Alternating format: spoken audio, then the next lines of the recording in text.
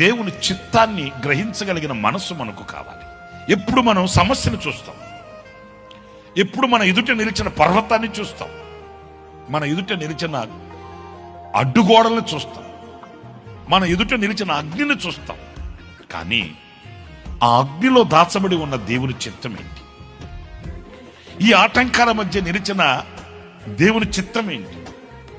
ఈ అవరోధాలలో నిలిచి ఉన్న దేవుని చిత్తం ఏంటి? ఈ గనక వీటిని గనక మనం విశ్లేషించి మనం నేర్చుకోగలిగితే అనేక విషయాలలో మనం పైవారిముగా ఉంటామే గాని క్రింద వారిముగా ఉండమండి.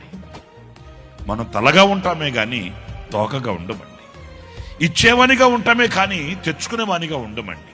అంటే మన బ్రతుకు ఎలా ఉంటుంది అనంటే, మనం ఒక పత్రికగా సాక్షిగా నిలిచే ఆ గొప్ప బ్రతుకుని ఆధిక్యతని దేవుడు మనకు అనుగ్రహిస్తాడు.